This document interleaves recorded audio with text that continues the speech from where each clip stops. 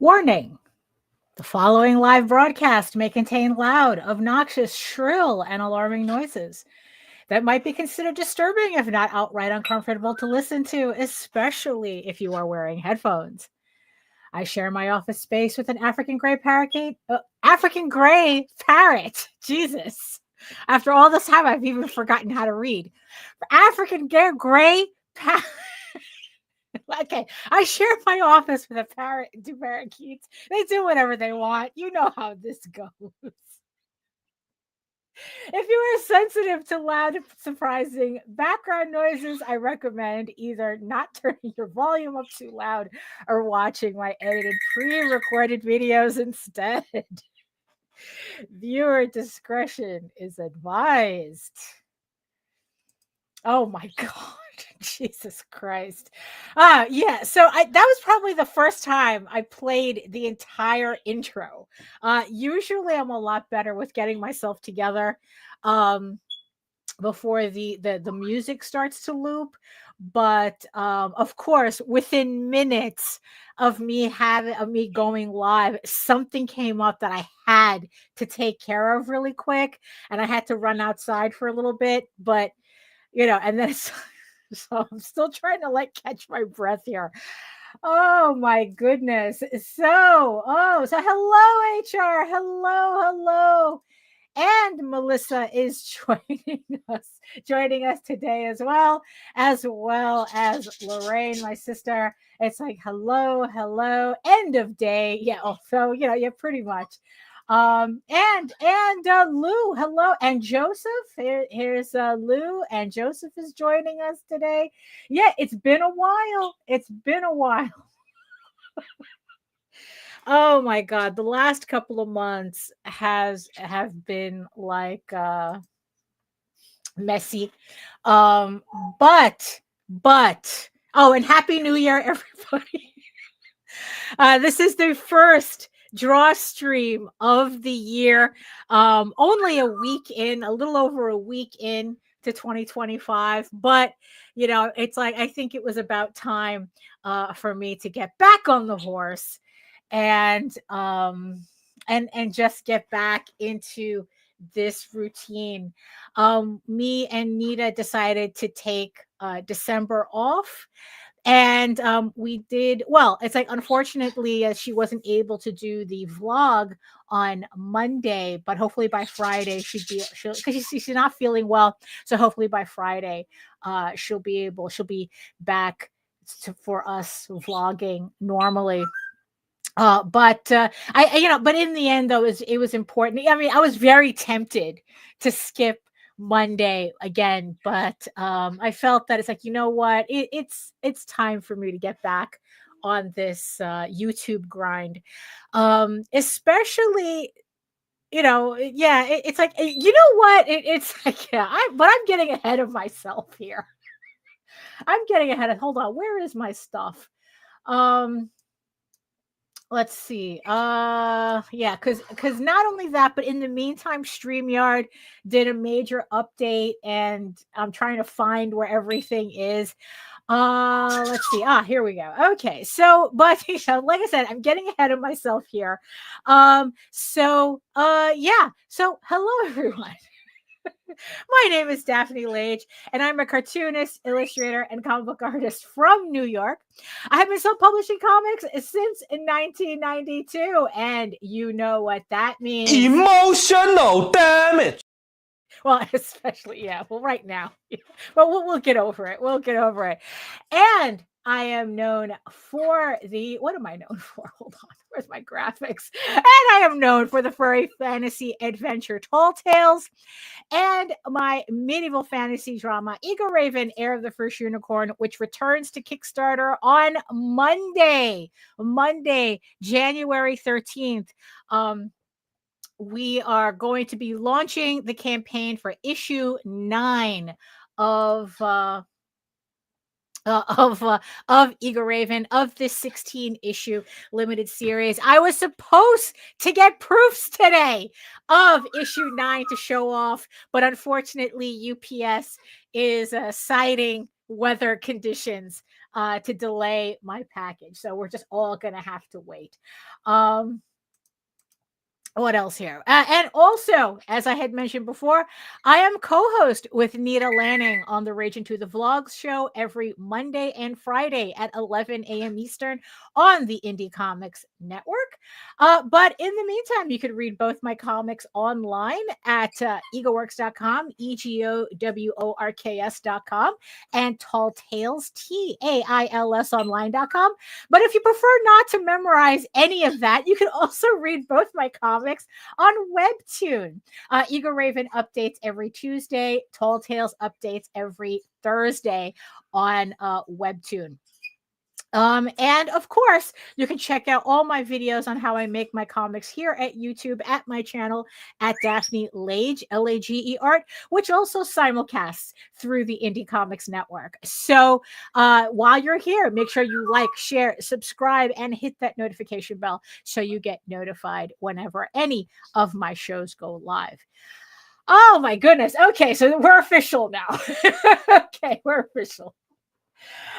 Yeah, it really does. That clip really does, oh my goodness. So yeah, so a lot has happened,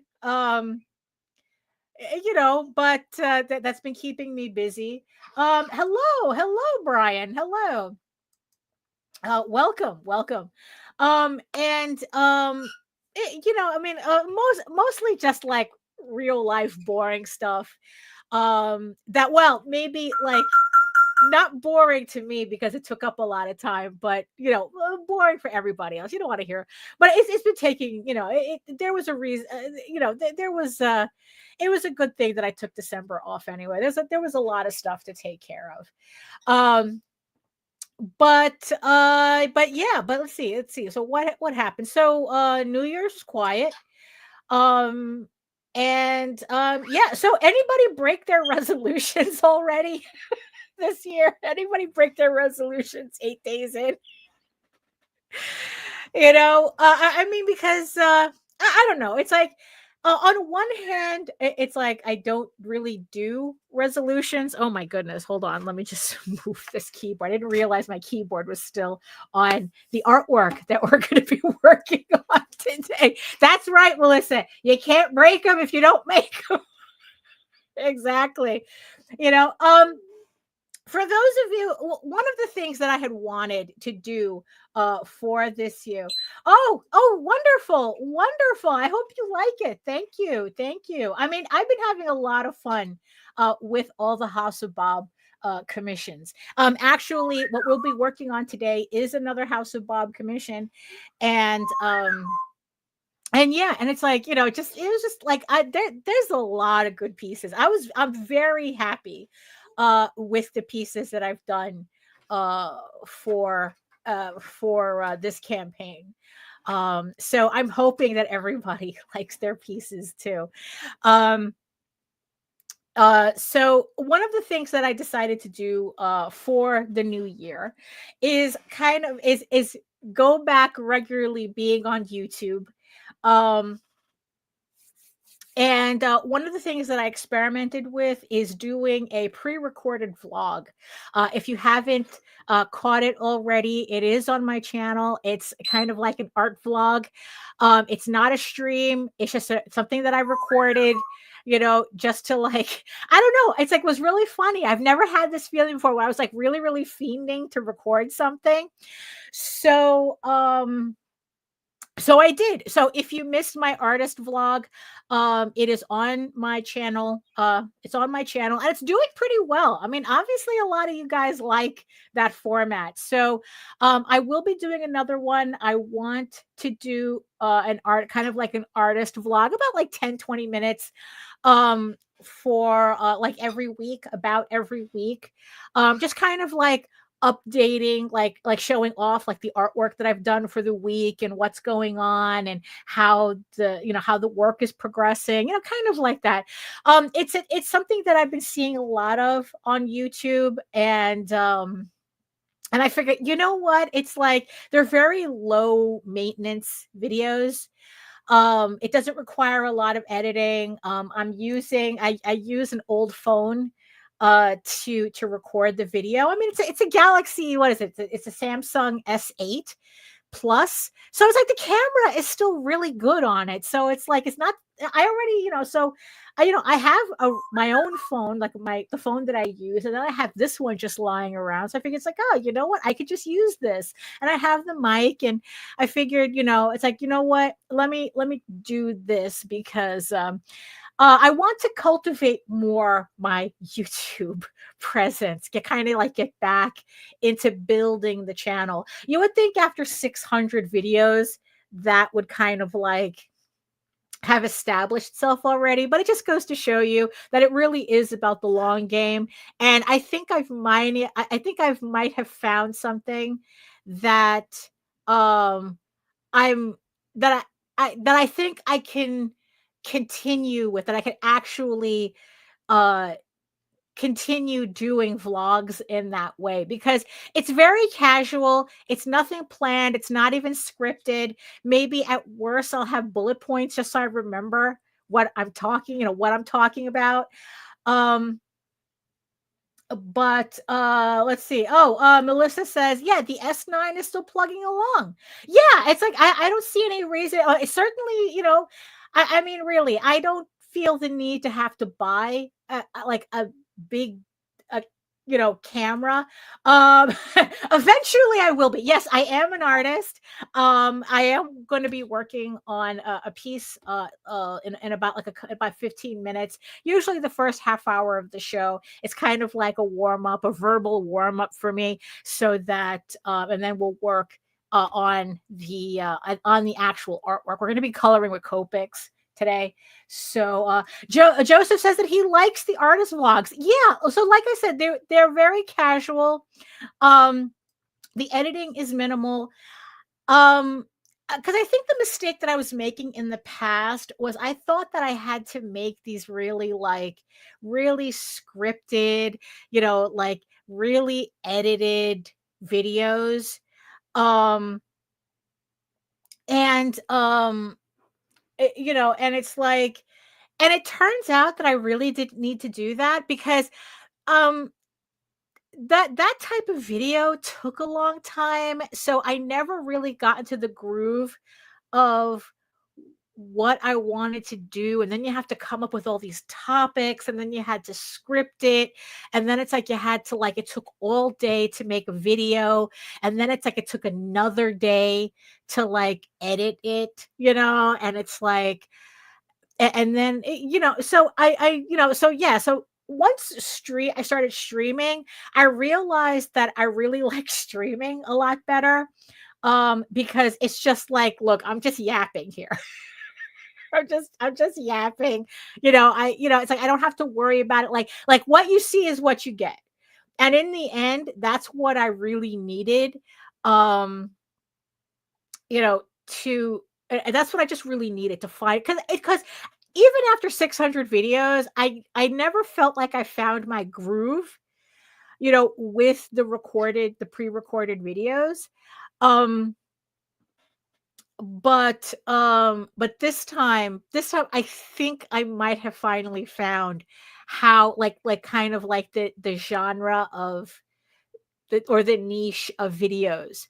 So yeah, so I'm going to be doing more artist vlogs, more studio vlogs, kind of getting the hang of it. Like I said, it's like, I'm going to try to do it at least once a week. And yeah, and it's like, and just try to really build the channel that way, because like I said, it's like that first artist vlog video that I did, really, I got surprisingly a good amount of engagement. Thank you everybody for all the shrimps. If you watch the video, you'll know what I mean. You'll know what I'm talking about. And yeah, and it's been getting a lot more views than a lot of my regular videos. So it's like, okay, obviously this is something that people are interested in. Now it's just continuing to do them. So so I will be recording my next video tomorrow, and pretty much it's going to, I already know that's going to be a rundown of all the art that I've done since the first of the year. So if you want to see what I'm up to, literally, just keep an eye out for that video. So like I said, make sure that you're subscribed and hit that notification bell so that you'll know when I upload that video. So so the artwork we have on the table today that we're going to be working on, like I said, this is a piece from House of Bob, the campaign, the sketchbook campaign. I ran this campaign in October.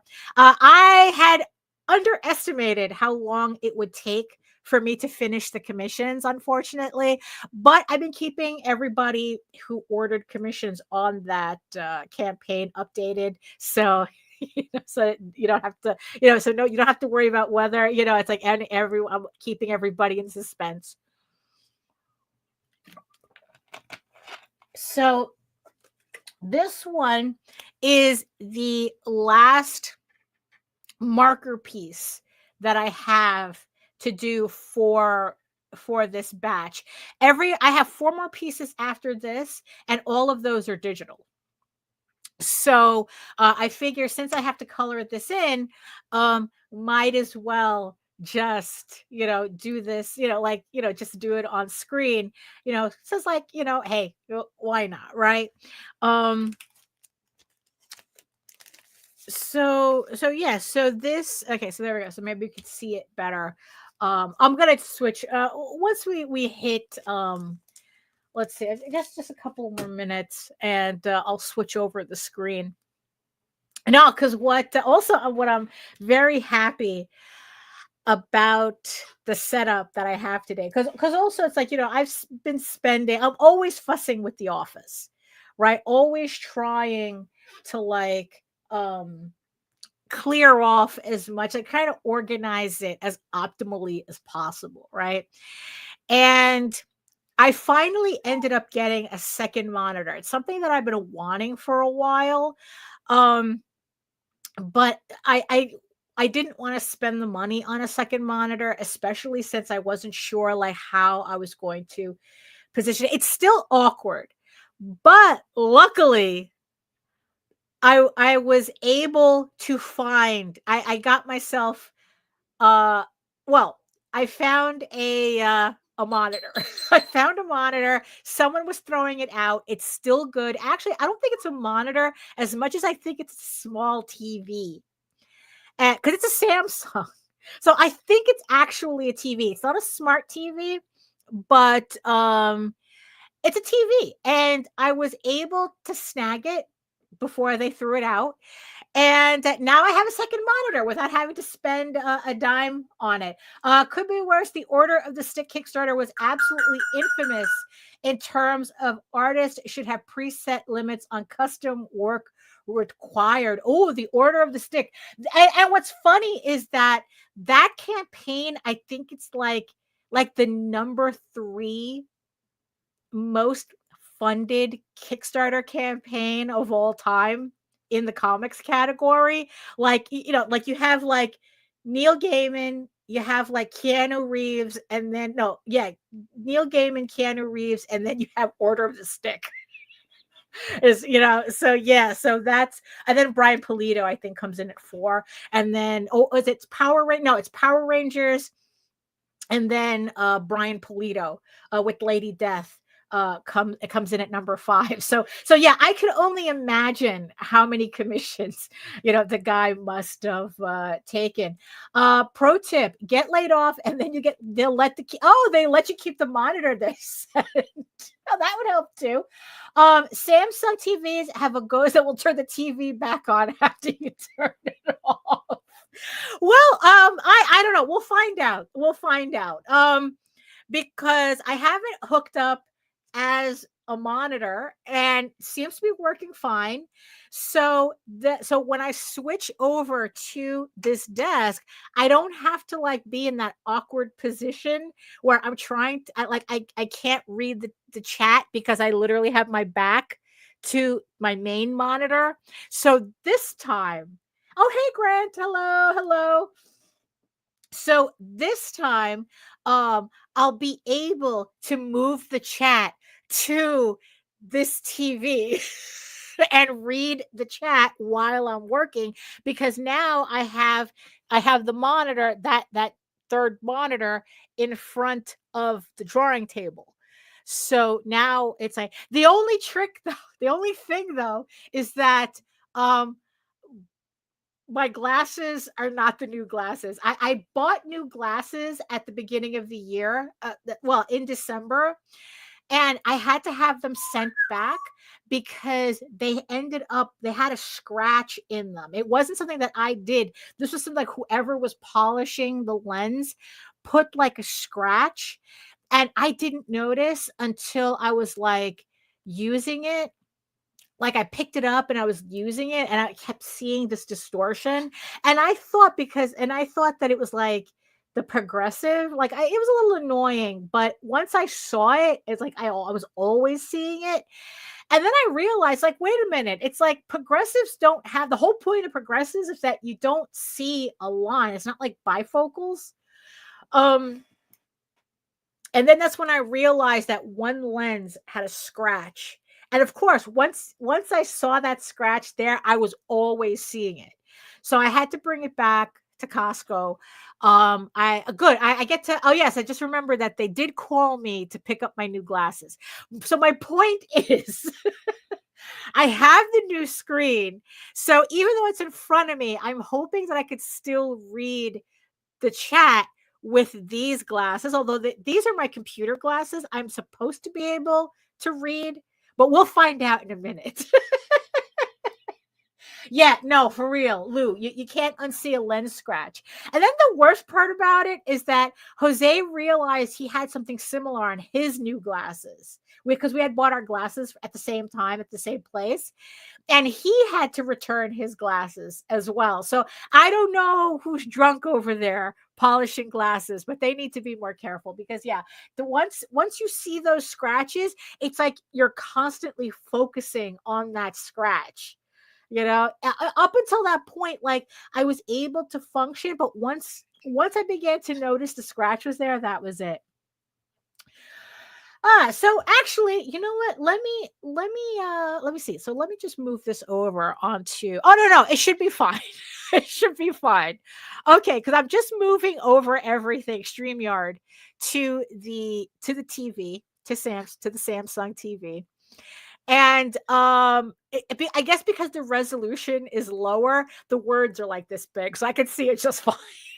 My blind ass can see it just fine. So we should be good. So let me just, I think I've yammered enough. So let me just switch over here. So there we go. So let me just move over here. Now, of course, we're still going to have kind of like the awkward camera situation.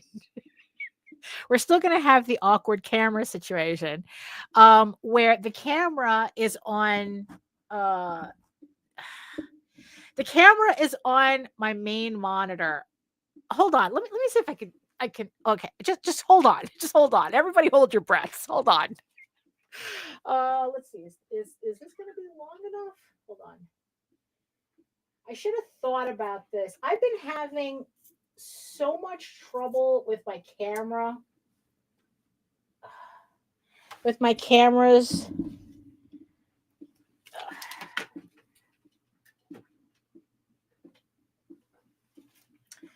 Okay, of course I had to accidentally knock it offline. So let's see. Hold on. Of course I had to accidentally knock my camera offline. So hold on. Let me see.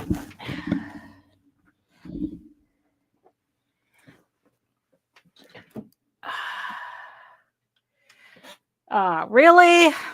Hold on. Let me. Can you guys still hear me? I'm sure. Yeah, because I didn't knock my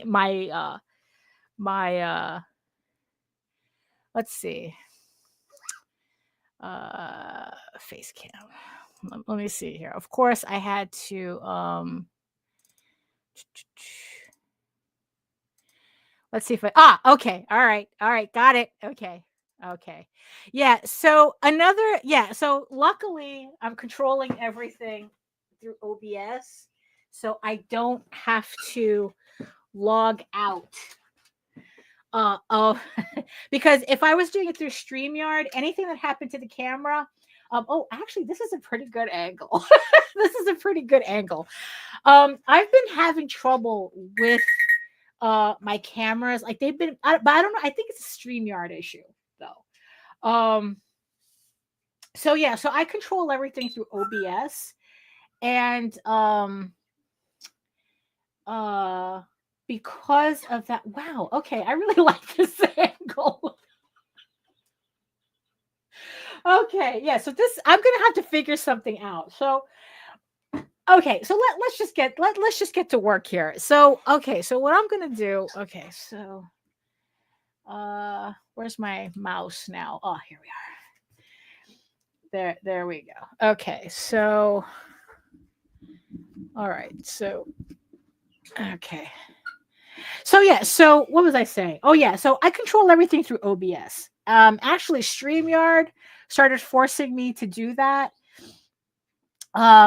Because I don't know, something happened where StreamYard knocked out all of my cameras except for one, and it was the one that I wasn't using. So I had to rearrange all my cameras, right, until I realized that that they work just fine in OBS.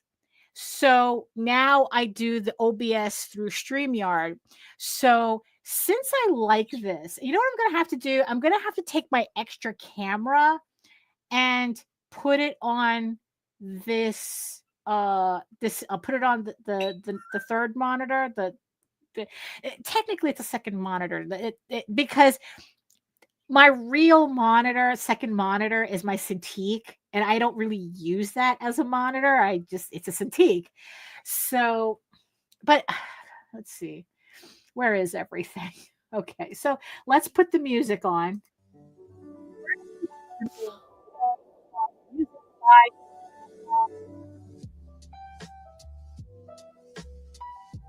Not sponsored. I do pay for a subscription. We're gonna keep it, keep it chill. We're gonna keep it lo-fi. So the only thing though about this monitor, right? Which, well, I mean, look at me complaining about a free monitor. I just don't know where to optimally put it because I have it sitting on my scanner right now. And if I need, and I'm going to need to use my scanner. So I don't know how I'm going to work this out. But we'll worry about that later. So here we are. Here's the piece that I'm working on. So let's see. So I know for a fact character is supposed to be a white tigress with blonde hair. So we're gonna do the easy parts first. So we're gonna do that. Let's.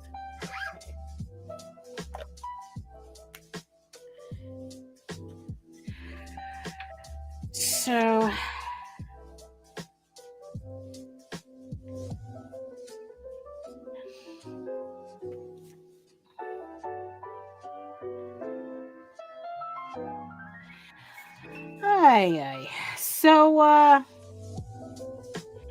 So I just have to figure out like a better way. Luckily the monitor, the TV is really light. So when I need to use the scanner, I could just like move it to the side somewhere.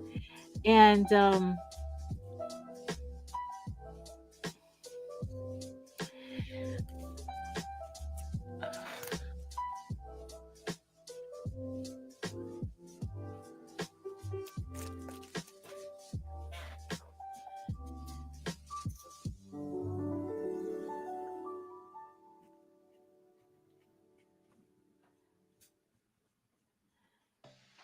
but yeah, we're just gonna have to. What was that?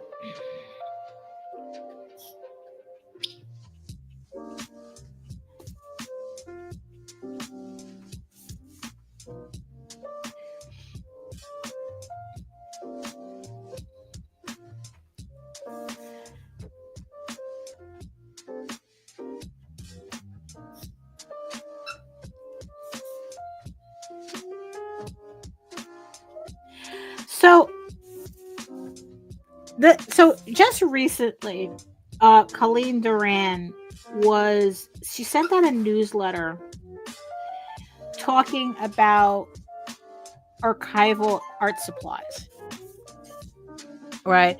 Some Robert Crumb vibes. Well, oh, where's my cap? Here it is. It's like yeah, she's a little on the thick side. So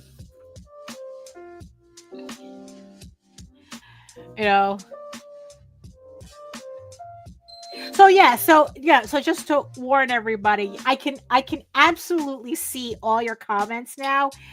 It's just that I can't bring them up because then I have to stop what I'm doing. So I think that you guys would rather, like, I'll read your comments out loud, but I think that you'd rather watch me color than putting up comments. But yes, I see you, Grant. Yes, some Robert Crumb vibes on this one.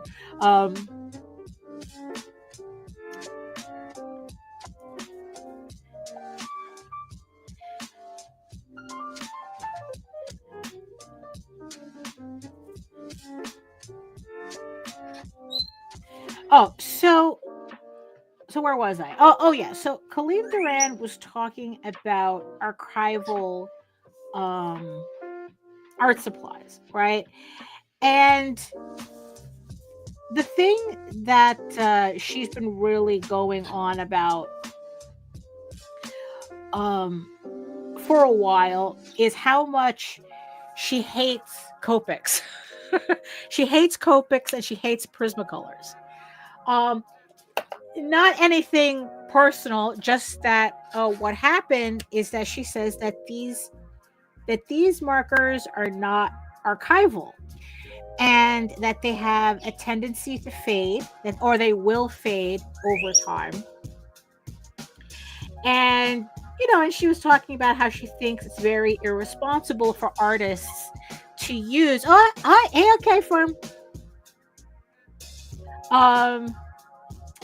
Happy New Year to you too. that she was saying that she felt it was irresponsible for artists to use these types, to use these types of materials on artwork that people are paying money for, right? And she brought up as an example, although obviously not Copics, but she brought up the example of a Barry Windsor Smith Conan. Was it a Conan piece that had gone up for auction? The funny thing is that this piece obviously was not done with Copics, but it was done with Dr. Martin dyes, which everybody used. I mean, back then it's like everybody used that. So didn't think, I still have a set from back in the day. I never used it.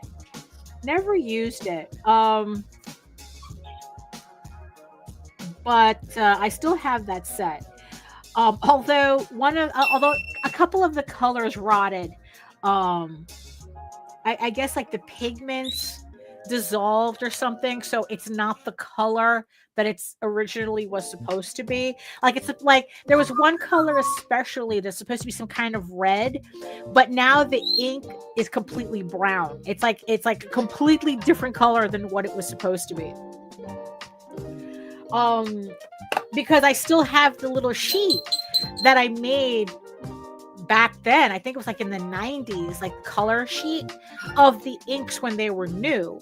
And now like the color shifts on some of the piece, sort of the ink bottles, completely different than what was on that sheet. But you see, the ironic thing about it is that it was the ink in the bottle that deteriorated, not the ink on the paper.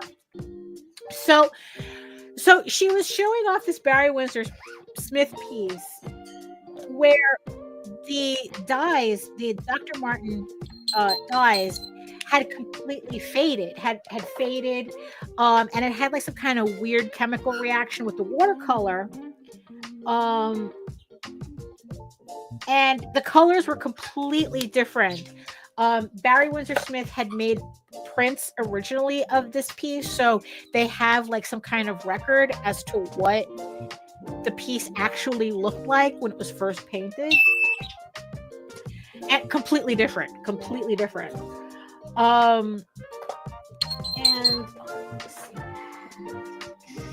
yeah, I had arranged my office so my markers are pretty much all in one convenient place for me. I think 5.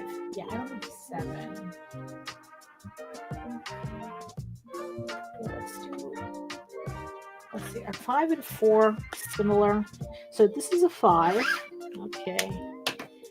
And this is a 4.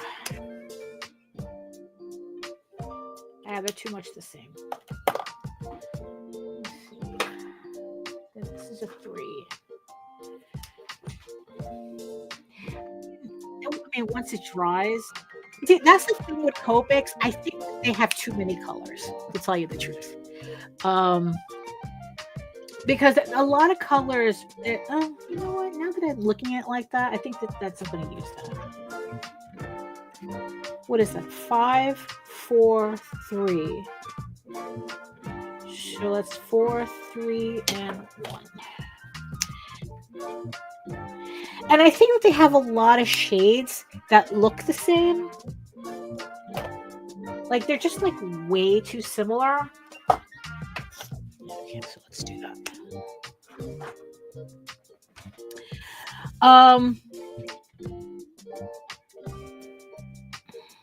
Okay, so all right. So the color shifting. Melissa says there are definitely holes in the Copic color offerings. I wish they'd work on some different colors. Yeah, I think they have like I think they have way too many colors that are too similar to each other. You know, and it's kind of annoying. It's like when I'm looking for like you know, I'm putting down a color that I think is lighter, and it's kind of like this, you know, it's like, you know, it's, yeah. Especially for how much these sets cost, you know.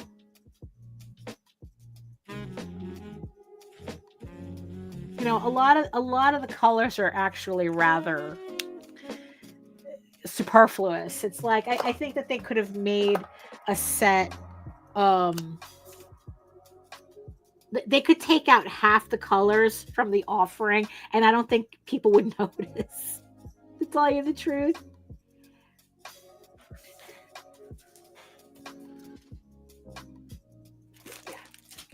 Just wanted to make sure. I have to admit, though, the only thing that I got wrong on this commission is that she's supposed to have short hair. So technically, I should have like stopped her hair here. So I'm hoping he doesn't mind. I'm hoping he doesn't mind too much.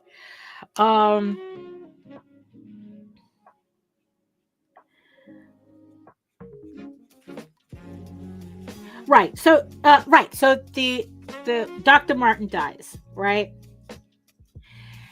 And then it's like she was showing I guess like tweets from other artists, you know, like Bill Sienkiewicz and Joe Jusko, where they were like saying, it's like, yeah, like Joe Jusko would say that he's had pieces completely destroyed by Dr. Martin dies, because it's like they just end up fading, you know. And that's one I need. You know, and the funny thing is, though, is that like I've been using markers for like forever. Like ever since I learned about markers, you know, Prismacolors. And you know, funny thing is that I have plenty of pieces that have not faded at all. The only time I had a piece that really faded was because it was in this office. This office, it's like a greenhouse, especially during the summer. It fades. I mean, my poor book spines, it's like it fades everything. I mean, I have statues that are bleached out because even though, hey HR, even though, like I supposedly have UV resistant glass, it isn't really. It isn't really. And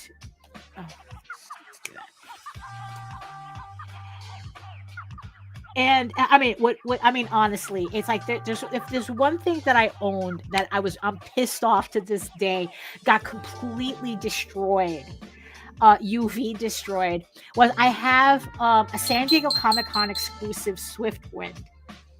And it's, and it's big thing. It's supposed to be articulated, right? It's, it has joints on it.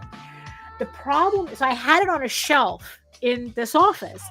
And when I had to empty out the office because to fix the flooding issue that we had in here, and I had to completely empty everything up, I took down that Swiftwind, and there were parts of it that were yellow. Like the white areas were completely yellow. Brian says, yeah, I have a couple of fridge magnets from Diana Harlan. Said, wow, I haven't heard that name in a while. And it's like, yeah, I can see it. I can see her artwork in my head that are sadly rather bleached now. Yeah. I mean, it's like,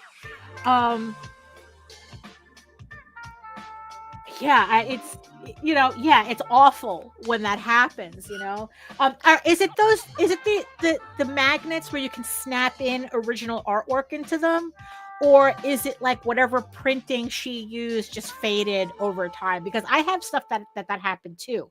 Like it's printed and now it looks like everything's blue. You know how everything turns that cyan shade? So it's like, is it the original? So is it that? What kind of like magnets are those? Because either way, it sucks that they faded. But the Swiftwind has all these like deep yellow blotches, like it was cooked in UV. Like it was just like, it's awful, right?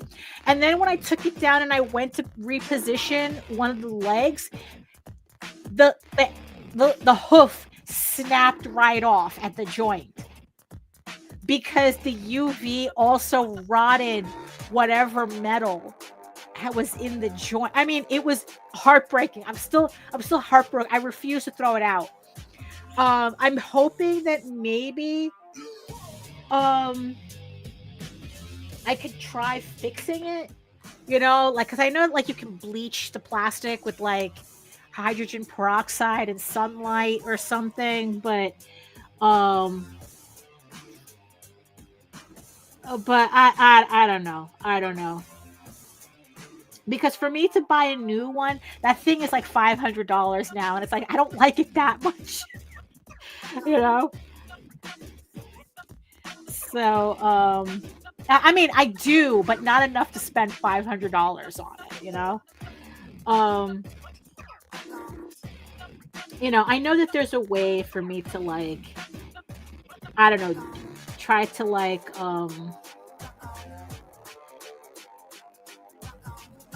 I don't know, like, but UV is awful. So where were we? Oh yes, fading, right? The markers, right?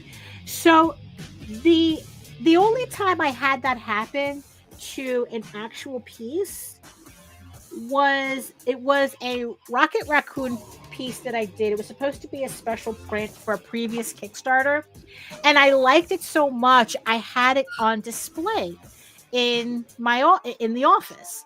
Right. Usually I put prints up. I never put originals up. But in this one case, I put an original up. Within 6 months, the thing was faded. Oh, it's like Brian says, this was her printing on the magnet. You could actually get inkjet printable sheets of magnetic material. Oh, right. Yeah. And if the ink isn't Yeah, because I think like the inks, yeah, they're gonna fade. They're gonna fade because it's the same thing as the Copics, right? I think it's alcohol based, the toner, the ink, or it's dye. No, she said it was dye based. If it's a dye, it's gonna fade. But if it's an ink, it's color fast, right? So that's how she was explaining it. Blender pen. I have a blender pen right here. It's like,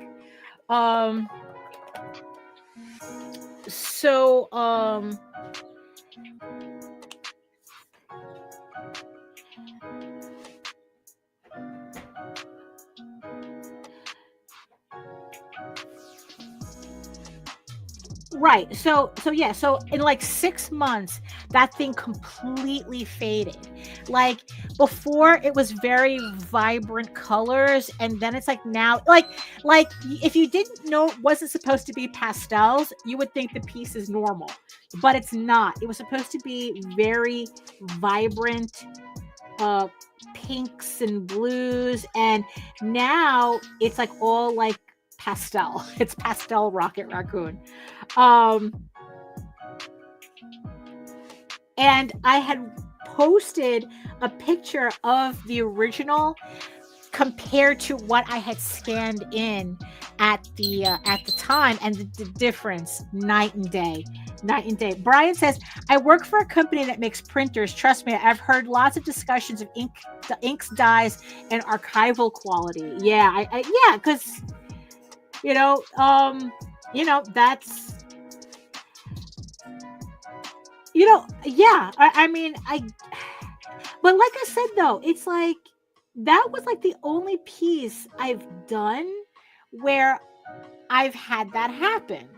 Like, I have pieces for years that they look pretty much exactly the same. So when she says, don't use this if you're being irresponsible, if you use markers on on artwork that people are paying for, it's like, I don't know. I mean, I really do think that if somebody is spending $28,000 on a Barry Windsor Smith piece that's already faded, they're going to know how to they're going to know how to take care of that. Or at least I would hope. I mean, if you're spending $28,000, I would hope, right?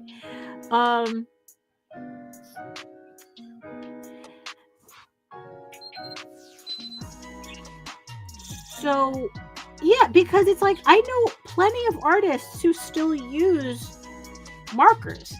Like, I remember watching Joe Linsner, right? He put up, what is it? Like a sequence thing on how he was doing one of his Red Sonja covers for Dynamite. And he uses Copics. He uses a combination of Copics, colored pencils, and digital. And I asked him, it's like, bro, it's like, how do you keep your stuff from fading? It's like, have you ever had that problem with it? And he says, no, never had a problem. Because he says, well, it's like, because in the end, because usually he puts his artwork away. It says he finishes it, he scans it in. It's a print reproduction that goes out into the world, and the original goes into a portfolio, and that's how he preserves it. And it's like, can't argue with that, right? That's pretty much what I do too. So I'm like going, okay. I mean, if Copics are good enough for Joe Linsner, why am I gonna stop? Because Colleen Duran says so, right? Or even Bill Sienkiewicz, like, bro, that's on you, okay? That's on you. If you don't want to use them, then don't use them. Lupin says people spend money on a Banksy for it to go through a shredder. Oh, well, one, you got to remember that the fine art market is a money laundering scheme, so they're not really buying artwork. Okay, any more than a banana taped to a wall is art, right? Although I give Banksy a little more credit, right? And you see, the funny thing is that part of the value of that type of artwork is the story, right? So the guy who has the Banksy that went through a shredder, it's more valuable now. It has this crazy ass story. You know, like the story is the value, because you gotta remember, in the end, they're money laundering. So the artwork is kind of irrelevant. You know, like the banana, the tape of the banana. You know, and so it's that's a whole that's a whole other thing. You know, but it's like So in the end, it's like, well, you know, if, like I said, if it's good enough for Joe Linsner, you know, then, what marker is missing here? Black. Okay, black is missing here. We don't need black.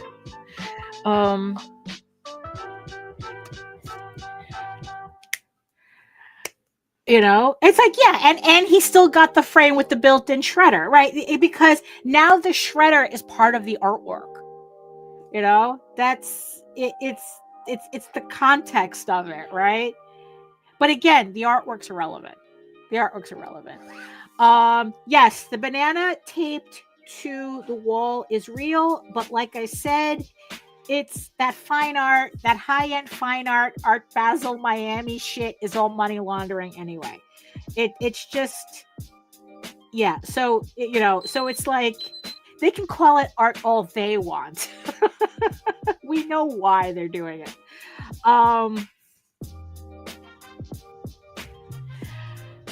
Let's see. Let's see. HR says, I like the permanent crayons to get some noisy textures on top, little ground pebbles. I prefer colored pencils for that.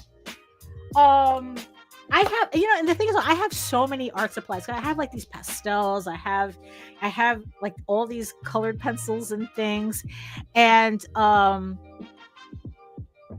you know, and it's like, you know, and I guess it just depends on what texture you're going for.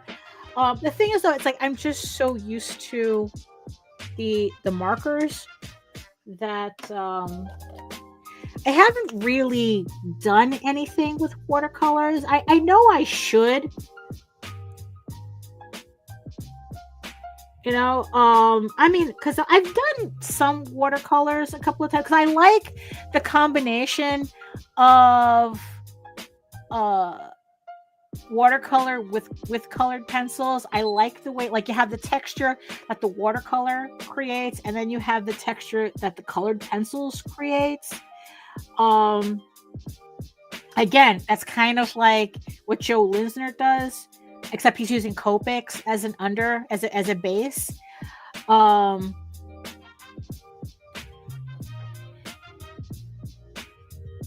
You know, it's like, you know, it's just like, because that's the thing in the end that Colleen Duran and Bill Sienkiewicz and Joe Jesko says, you know, you have to don't use markers, use fine art materials. Just get a watercolor palette. You'll get all the colors you need there, and, you know, and you learn to watercolor. And it's like, well, that's true. That's true. But I like my markers. I you know, what can I say? You know, and I think that that people who buy original artwork just have to understand that it's like, you can't be displaying this stuff just out in the open. It's like, look, even in a museum, you know, they have oil painting. They don't put that shit in direct sunlight. You know? Lou says, I found a forgotten banana on the top of my fridge. I did not call it art. I called it mummified. Ooh. You're lucky it didn't, like, ransack your house or something.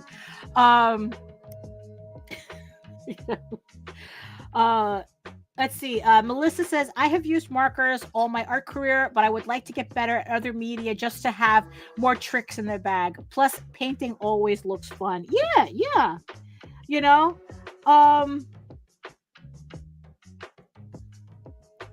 but I mean, it's like, Colleen Duran always comes off as a little cranky. So, because like I said, I think it's rather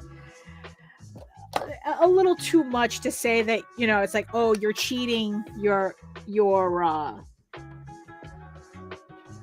cheating the people who are paying for your artwork, because, oh, there's no archival quality to it. It's going to fade, and the artwork's going to be damaged, and and you shouldn't be doing that. And it's like, but like I said, it's like, if you're collecting original artwork, you should already know how to display this stuff, like, I didn't know you're not supposed to, like, if you have an animation cell, you're not supposed to use glass over an animation cell. Because I have an animation cell. I have 2 of them. And I went to get, I went, when I was getting the first one framed, I was looking up, okay, what's the best way to, because I knew I had to get UV, although with an animation cell, it's kind of pointless, I guess, but I just wanted to be sure. And everything I was reading says do not use glass with an animation cell. I think it has more to do with the fact that if the glass breaks, it'll automatically damage, it'll cut through the acetate. But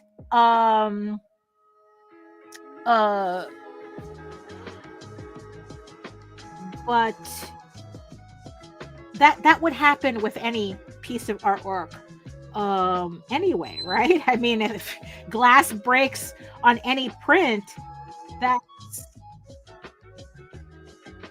it's going to damage the piece. So I don't know why, but they just said do not use glass. So I didn't, so I had, so that was it, It's like, look, I have this animation cell, we paid a lot of, it's like, it cost a lot of money. Make sure the framing definitely did. And I honestly wonder if the paint on the cell could end up trying to stick to the glass. It'll stick to the background. Oh my God, the cell that I was getting framed, I literally had to wait, because that's what happened. Like, I guess, like, during the summer, because I had it in one of these shelves, right? I had it in a shelf here, and turned into a greenhouse in here, and the paint had melted onto the background, and I literally had to wait for it to kind of like unmelt itself, like another hot day, and kind of like wait until the paint melted enough so I could separate it from the background. It was awful. Luckily, it didn't damage the cell that much. Okay, Fern, I have plenty of opinions on that, on that, and the answer is it sucks. It's theft, and I don't use it for art or any type of creative endeavor, and we'll leave it at that.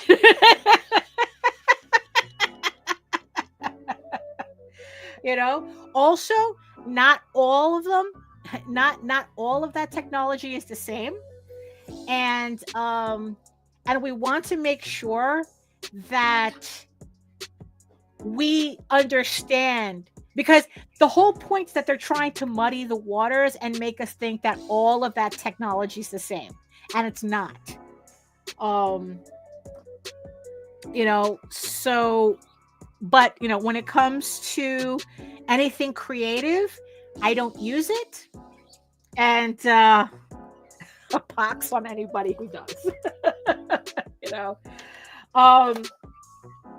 Let's see. Right. So yeah. So I had to. So yeah. So luckily the cell wasn't damaged. Wasn't too damaged. I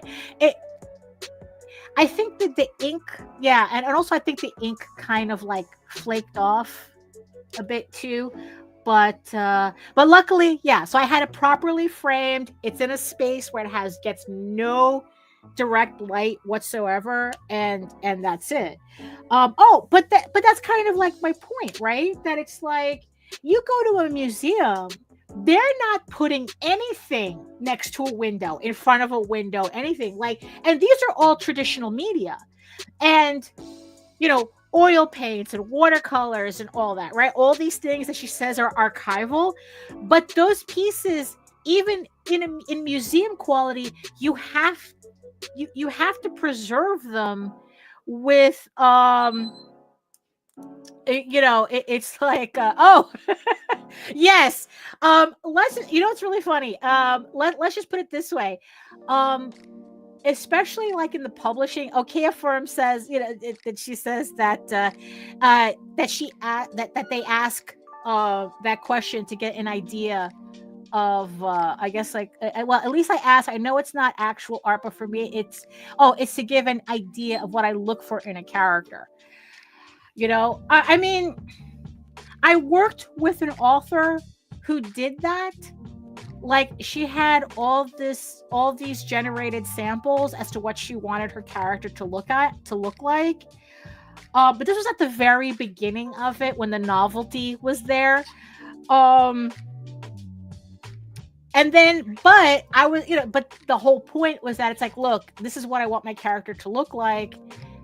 Can you draw it? I go, yes, I can draw it. And then it's like she's only worked with actual artists since. I think, like I said, that was back when it was like, it was new and everyone was kind of like, the novelty of it.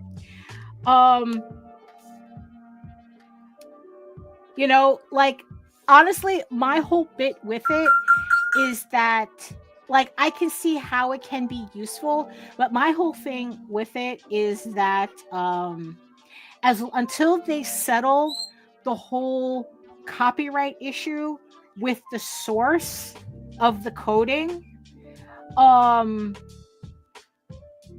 not going to promote it. That's pretty much it. I'm not going to promote its use or anything. These companies admitted that they stole the art. They're upset that they can't continue to steal artwork for it. So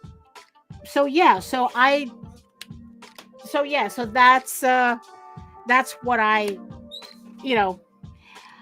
mean, look at it like this. If you want irony, right? I use nightshade and glaze on all my artwork that I post online. So I'm technically using AI to fight AI. So it's just, it's messy. It's messy. It's like these tech bros took what could have been a great tool for artists and corrupted it for everybody. And I think that's that's really, in the end, the issue that I have. I mean, when they're saying that people who use nightshade and glaze to protect their artwork is akin to abuse because they can't just steal that artwork to feed into their machines, then it's like, well,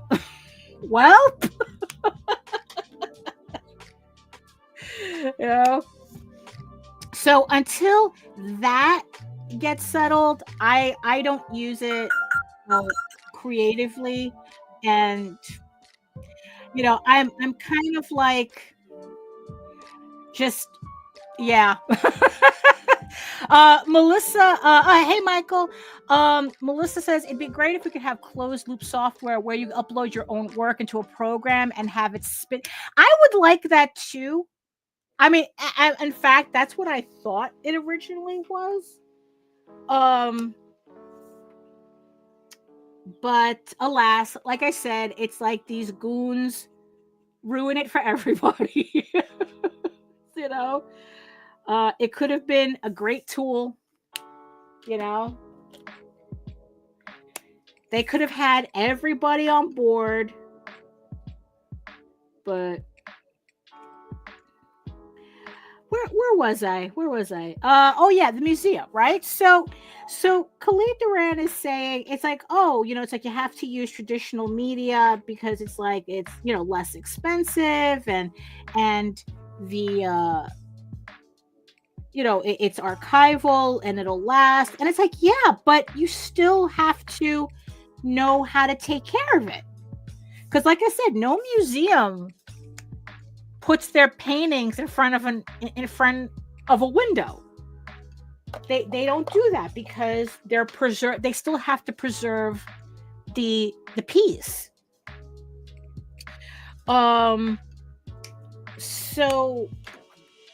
So it's like, so I kind of think the argument's a little weird,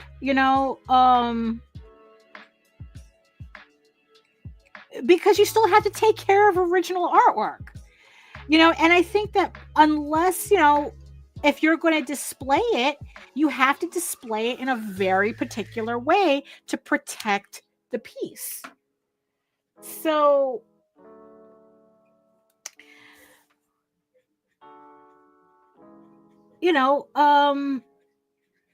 yeah, so I don't know. It's like, I guess what it was that I kind of like got,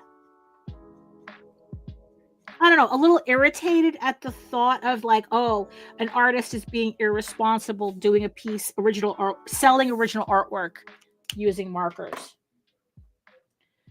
And and that kind of got stuck, in my craw a little bit. Especially since I'm here coloring, a piece with markers.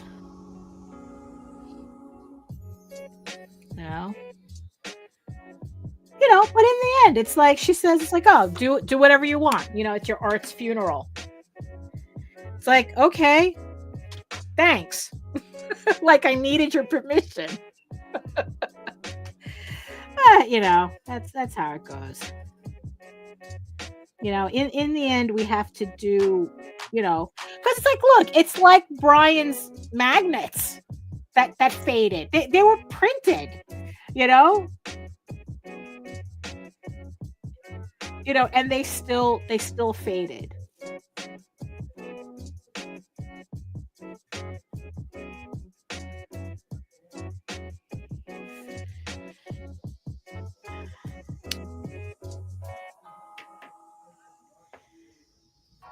Yeah. So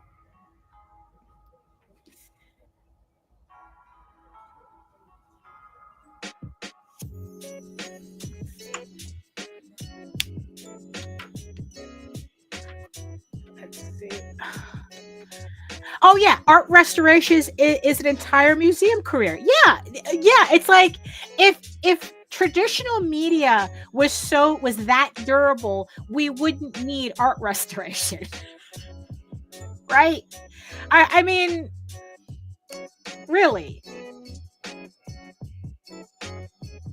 Someone tell the Vatican they didn't need to clean the Sistine Chapel.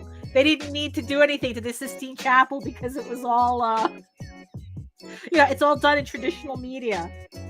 In fine art, media. Let's see, what was I doing? Oh yeah, I forgot my blender. That's what it is.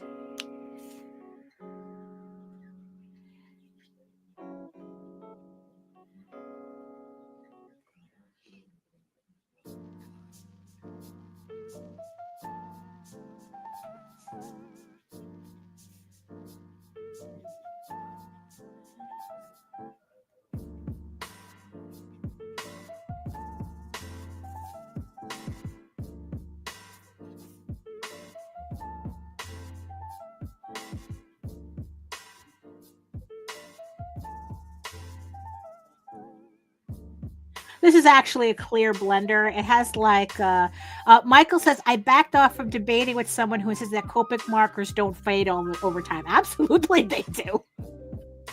Absolutely they do. But it could be, it's like, but if they're displaying the piece in a room that doesn't get direct sunlight, they should be okay. Brian says, I actually had a side comment in one of my stories about the backstacks in a research library being kept cooler and higher pressure than the rest of the building for archival purposes. Right. Like you have, like, sometimes depending on the painting, they put them in like these glass cases that has like a very specific formula of oxygen inside of it or something. Like I don't know, something crazy, like it has some kind of like gas in it, right? That is supposed to I mean, so it's like to give people anxiety over, oh, you're using Copics, you're using markers, you're using dyes, don't use dyes. You know, let's see. Hey there. Hey Patrick. A lot of time it's noble gas like argon or krypton. Krypton gas? This is why you can't. This is when you know there are too many nerds in the sciences. Really? There's a krypton gas? You're doing that sort of full containment. Yeah, no oxygen at all. Okay, yeah, so it's no oxygen, right? So I guess what it was is that I just didn't appreciate kind of like the scolding for using wherever oxygen exists, chemicals will cause erosion. Okay, so there we go. You see, that's why I'm in the arts, not the sciences. So I didn't appreciate the tutting over using markers, because if you don't take care of your artwork, no matter what it is, it's going to deteriorate. Let's see, what am I doing here? 3. No, where's my 3? 3.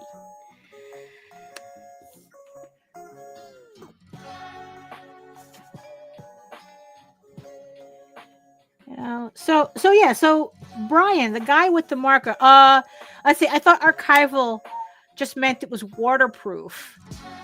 That's because that's what we care about in medical writing. No, it's a whole bunch of things. Archival, it has to be like acid-free paper, because you can't waterproof paper, really. I mean, you can't throw water. Because watercolors are not waterproof. It's more like it's just like they have let's see, the actual what's the actual definition of archival? When it comes to, let's see, what does archival mean?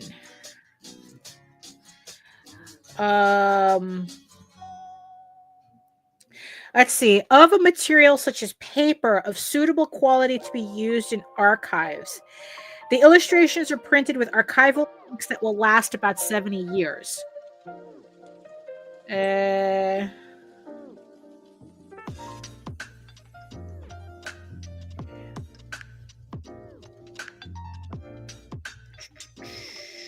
I guess it can be that the materials won't deteriorate really quickly.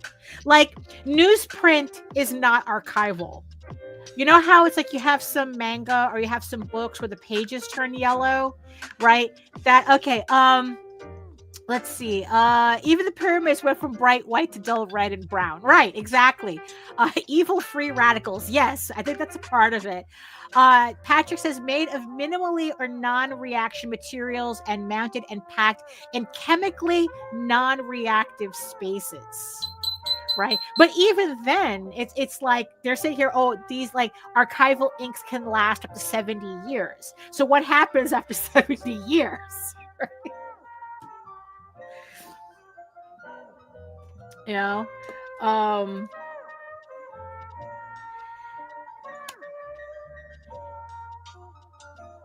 It's like it's still something they have to worry about. Everything deteriorates eventually. Everything, and that's I mean, but like, granted though, I mean, it's like, it's kind of like rubber cement. Remember rubber cement? It's like like a half-life after 70 years, you should start to see significant deterioration. Right. So yeah, so archival just means that, yeah, I guess it'll last long enough, for, I guess, like the next person to outlive somebody, I guess. I mean, but it still needs to be taken care of. Is this Christmas music? Were we just listening to Christmas music? Heck? A little late for that, or early, depending on how you look at it.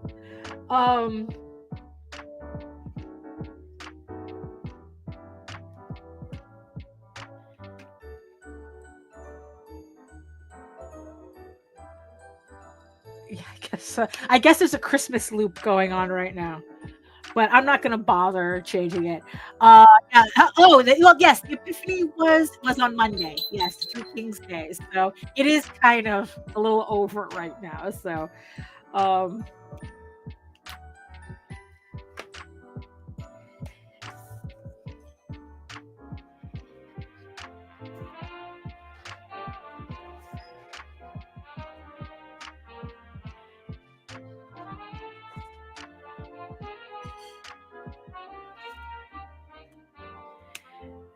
let's see. Yeah. Okay. Maybe I should have chosen more exciting colors for the screen, so that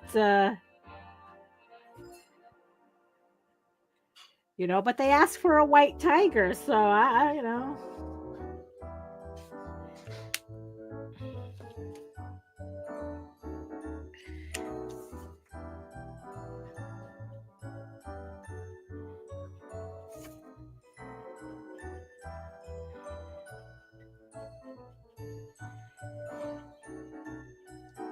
Let's see. Michael says, let's see. It's like digitally saving something. Most mediums like USB sticks are prone to data rot, especially when you haven't plugged in and have not used a USB stick for a long enough time. Right. Like digital media, you would think would be archival, but it's not. You see, that's, yeah, it's like remember zip disks? Like, talk about a technology media that like nobody remembers it. I remember like it being like everywhere, and now nobody knows what you're talking about. Oh, you remember? Do you have something that you have a zip disk reader? What on earth is that? Right? So yeah, it is kind of let me see. I think I'm okay with how she looks. So, all right. So maybe we can move on to a color that maybe you guys can see on the screen. Let's see. No, 3 goes to the other one. Let's see. Okay, so let's see. So let's put her in pink. I have a zip drive. There you go, Brian. One of the early pre-click of death ones from before they cheapened out on the construction. But yeah, it's like it was like not archival. Like DVDs and CDs. Remember Laserdisc rot? Right? You would think that type of thing archival, not archival. Not at all. Not at all.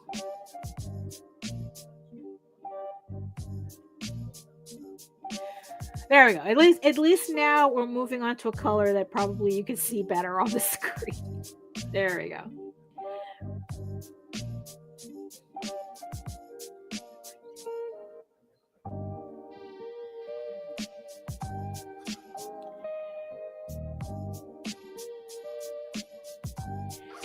So yeah, so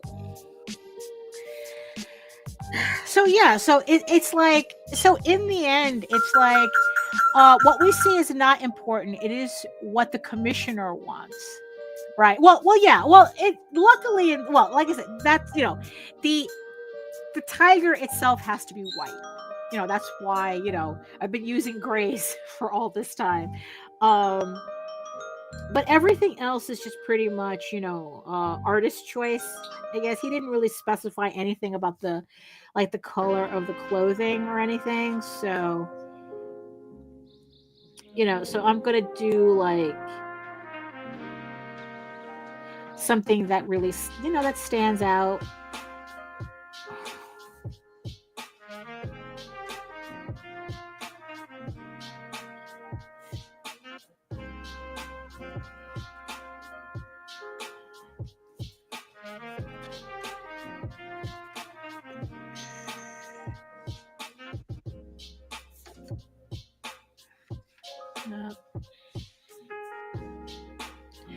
Let's see. Oh, thank you, Patrick. Thank you.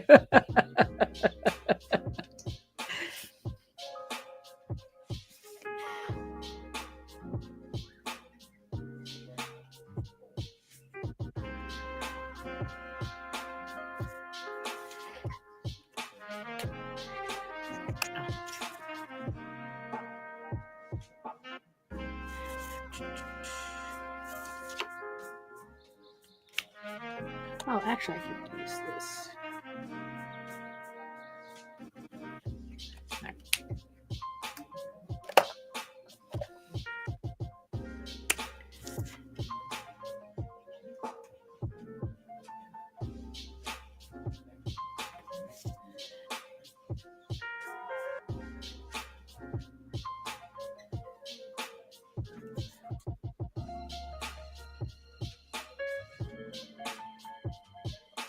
Also the thing is too, it's like Brian says, Randall Monroe of the webcomic XKCD estimates the size of Google's data centers based just on their budget for drive replacement. Yeah. I mean, yeah. So it's like, is anything? Oh, hey, Joe.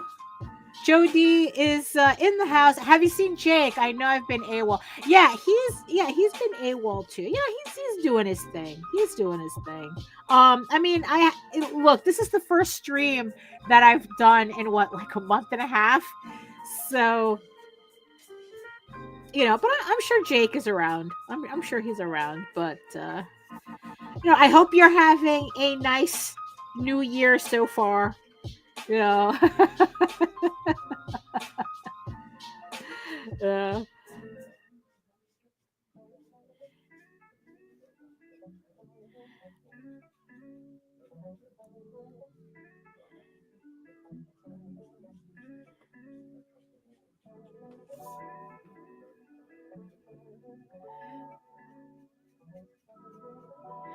Gosh, you see, that's the reason why, like in the end, it's like I go, you know what? I really got to get my butt back in gear when it comes to streaming and doing videos, because it's like I'm always, it's like it's that whole thing where it's like, oh, are people gonna forget me if I don't stream?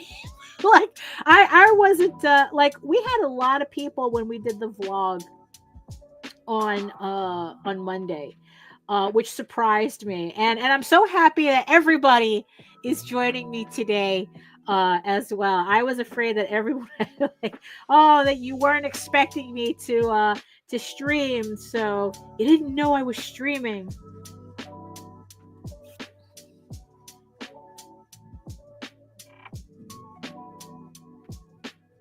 And here's the thing too. Also, I'm glad that with like watercolor though, it's like you can't just use it straight like you can with markers. Like watercolor just requires so much preparation that I really am not that willing to do.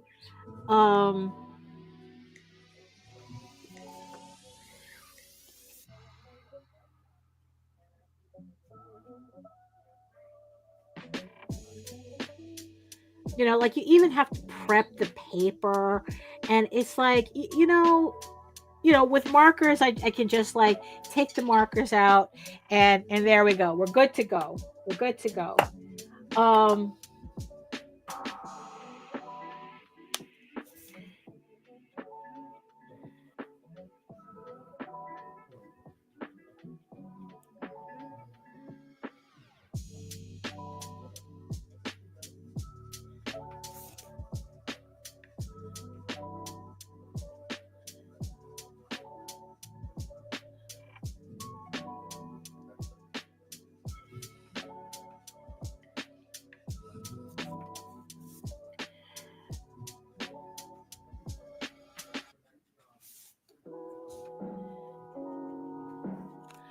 Let's see.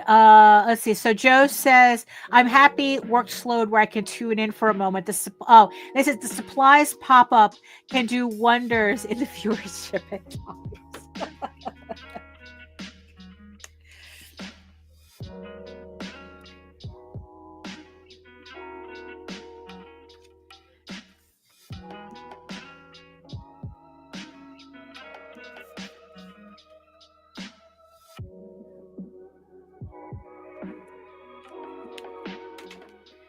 Yeah.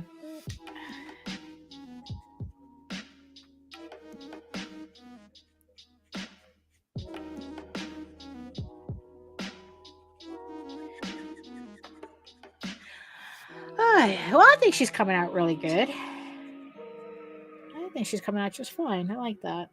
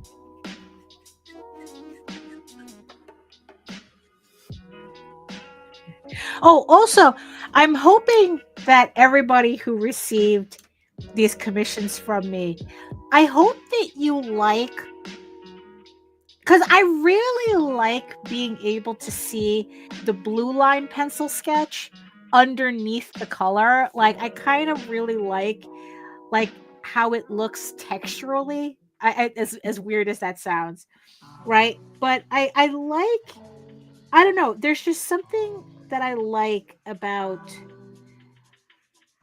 being able to look at a piece and seeing the construction lines underneath it. I think that it gives it a more it gives it like, I don't know, it makes it more organic, I think.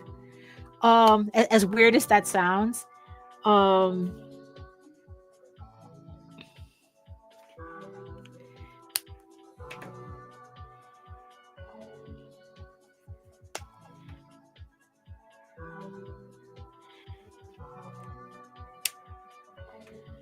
You know, that it's like, I don't know, it kind of gives, I think it kind of gives the piece a really like worked on feel.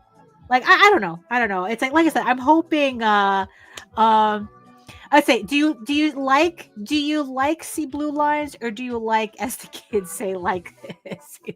I like, no, I like you know, I like seeing the blue lines. Yeah.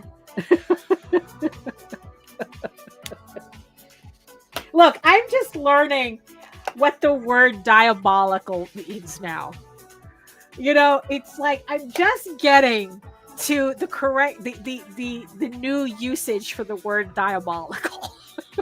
It just means crazy. Like, oh, like that's crazy.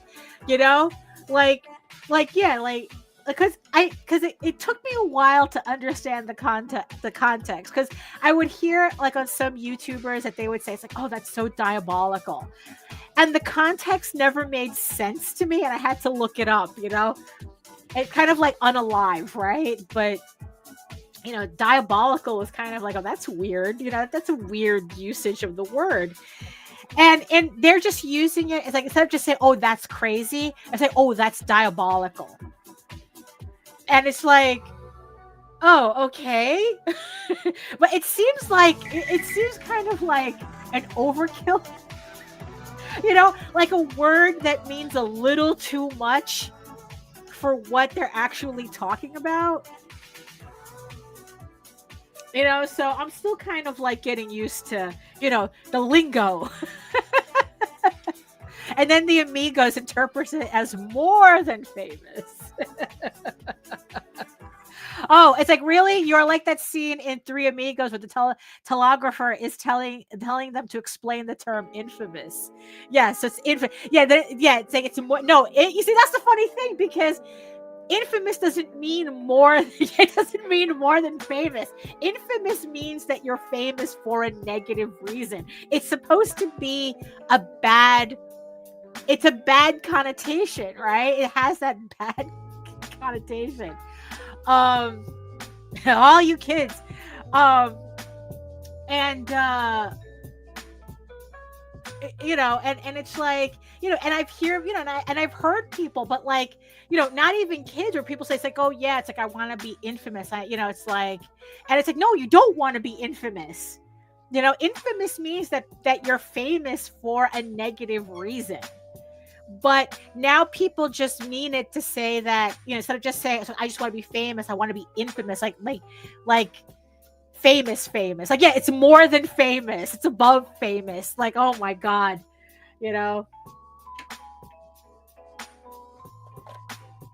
like, like, I'm sure there are English teachers who are just losing their minds hearing everybody talk. Right.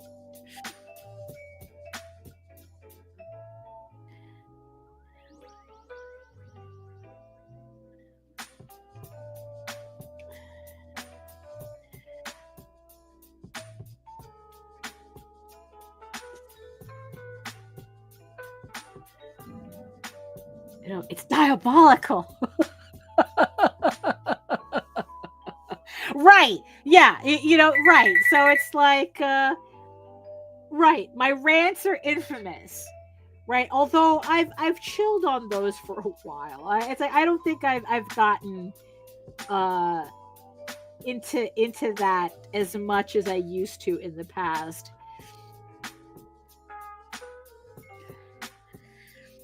But yeah, exactly. It's like, it's technically a negative connotation.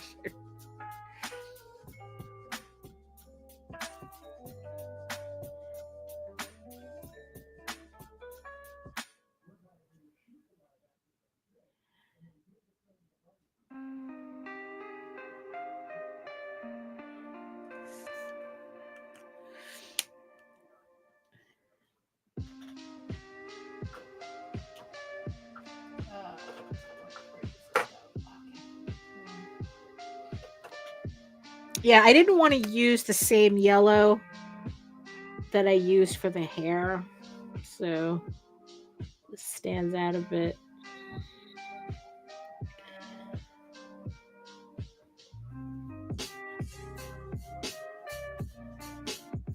Well, I'm going to put white paint on them anyway, so...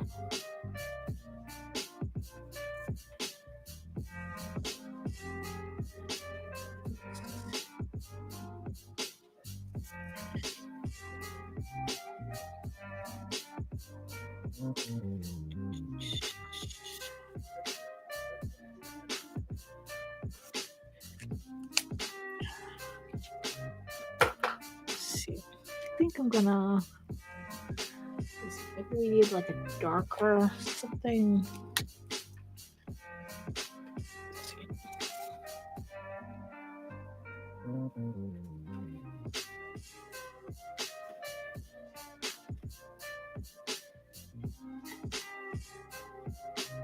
Yeah.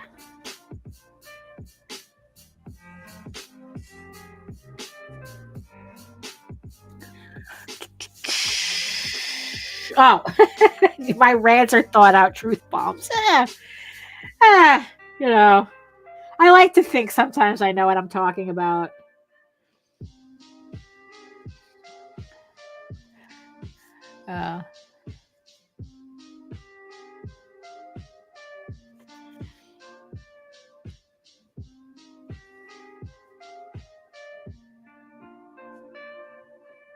I mean, I guess this whole thing about the morality of using markers on commission pieces, I guess you can consider that a rant. Yeah.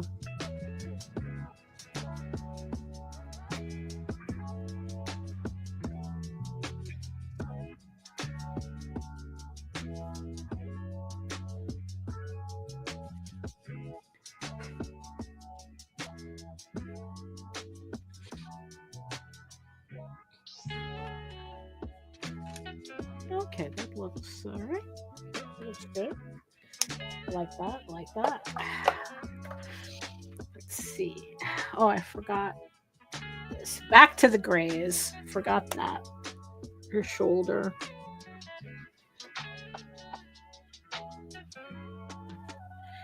Let's see.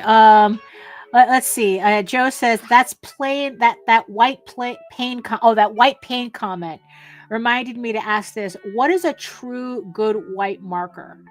I ran into an issue with the sketch cover where I couldn't find a white Prismacolor marker. Oh, well, that's something that I've been experimenting with for too long, and I haven't. To tell you the truth, I haven't really found anything that I like as a marker. And it's like, and mind you, I've tried like getting white paint and everything, and I just haven't found. If you're looking for a marker, what I usually use are the Poscas. They come in different pen tips. But the thing is, though, I kind of find them not consistent. Like they're supposed to be I don't know, they're not, it's not a solid color all the time. I used to have these Japanese white gel pens. I forgot what they were called. And again, they were like good for a little while, and then it's like it kind of like, I don't know, like the pigment just didn't stick very well.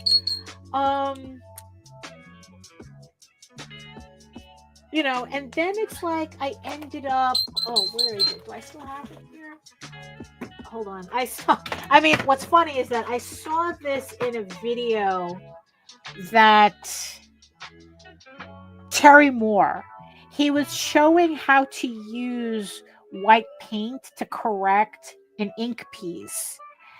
And so I bought a jar of this. So it's like, it's what is it? The Pro White. And it's literally just white paint, and you need, I haven't used it in a while, so okay, I'm not going to try opening this right now. And you just put it on with a paintbrush, and maybe this would be better. I've used it a couple of times, and I still wasn't really happy with, oh, look at that. I forgot a whole section here. So yeah, that's a tough one, because it's like, I haven't really found white that I liked so far that I would say, oh yeah, this is the thing that I would use. So but the thing is, though, it's kind of boiled down to using a Posca, which is technically an acrylic pen. So you want an acrylic, you want to use acrylic,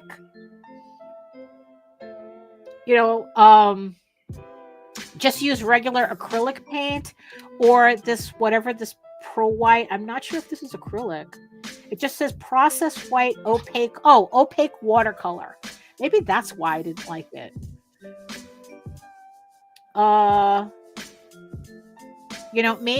Maybe just straight up acrylic paint would work. Let's see. I ordered a whole bunch, all dried up. They're always shipped. Yeah, that's my problem with Poscas too.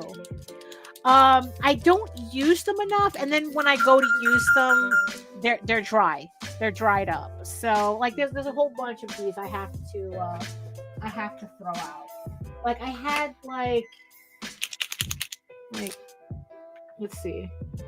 This one's okay. It was my glitter Poscas. I had glitter Poscas. Also, the thing is too is like, I know I'm storing all these markers wrong. You're supposed to store them flat, but I don't have,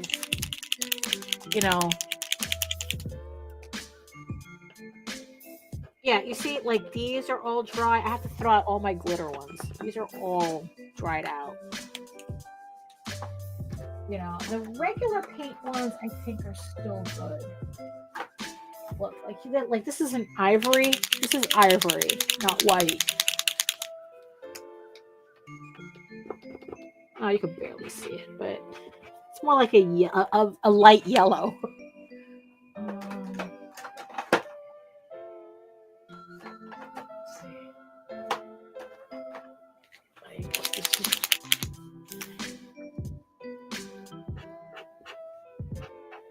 Yeah, I mean, honestly, yeah, the Poscas I haven't. I'm not crazy about them. You know what it is? It's like Poscas are something that, unless you're going to really use them, don't bother buying them. Because I don't think these acrylic paints really last very long. And honestly, it's like acrylic is the type of thing where it's like, you know, you could just use acrylic paint. I would use the acrylic paint. Because I didn't realize this was watercolor, white watercolor. I guess because it goes down on the paper thinner. Let's see. I ordered a whole bunch all dried up. Okay, yeah. I'm beginning to hate working on non-white sketch covers as a result. White color pencils sometimes isn't bold enough to have a brilliant paint. Yeah, use acrylic paint. Use white acrylic. Yeah, white gouache will work too, because that's opaque enough too. You know. Actually, I think white gouache would probably work better with paper than no. You know what? Either I guess it depends, because gouache has kind of like a matte finish, so it depends if you want that. Acrylic has kind of a glossy finish because it's acrylic. It's acrylic. It's plastic. So let's see. Brian says the place I work for makes fabric printers. They came out with one that had a white color as well, so you could print designs on non-white t-shirts. Yeah, I like that. I like that.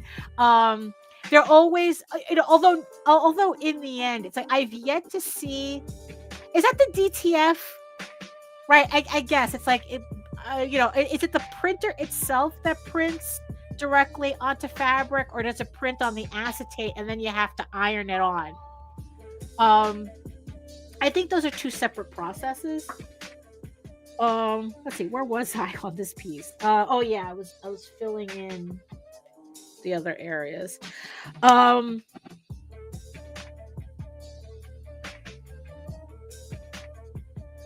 Yeah, that reminds me, there's a t-shirt that it's like I have like one sheet left of the iron-on transfer paper.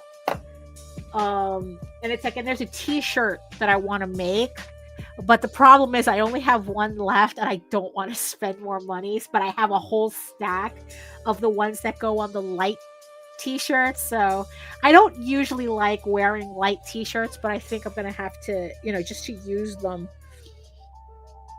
No, it's like, Joe, that's what we're here for. That's what we're here for.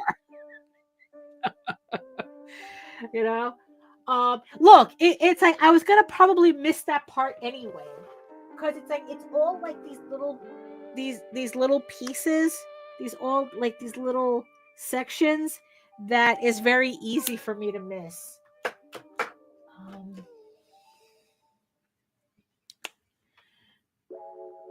You know, I'm very, very happy with the way this second monitor is working out.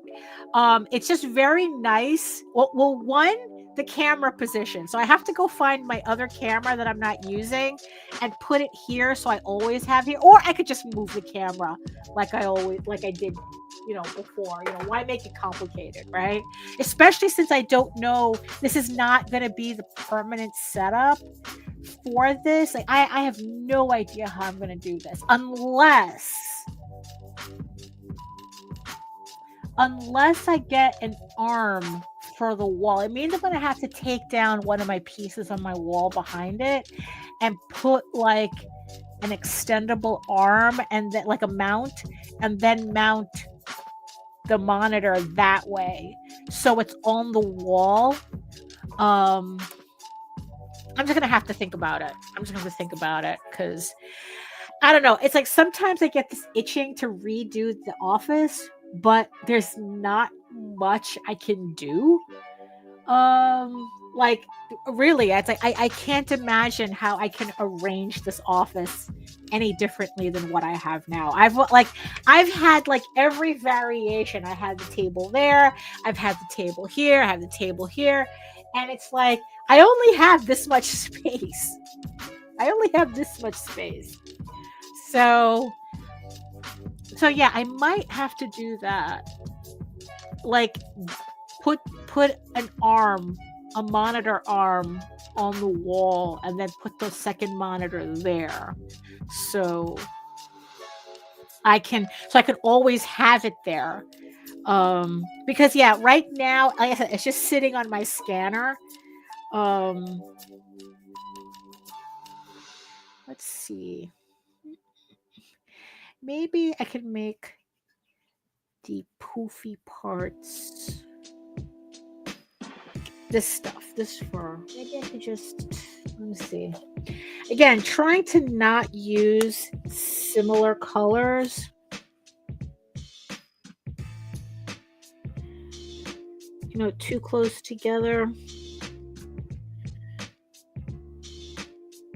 Maybe we'll just put like a little tint instead of like giving it a full color.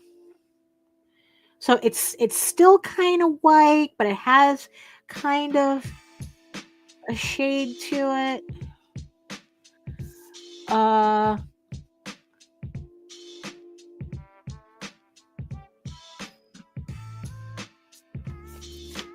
it also helps when I can find a monitor for free.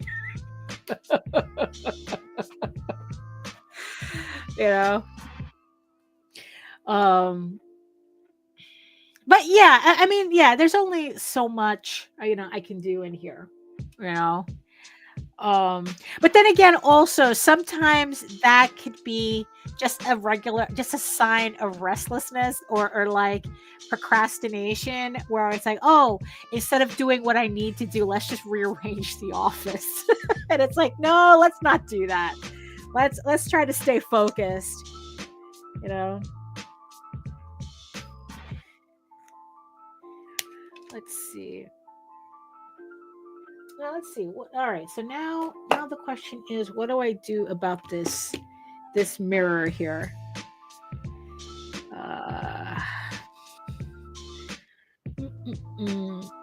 Let me. Let's see. So let me reference the painting that I based this on. This is yeah, so I had based this on a painting called The Young Harem Dancer. I don't know what year it's from. It's okay, so it's kind of like a dark brownish. Okay, so let's try something here.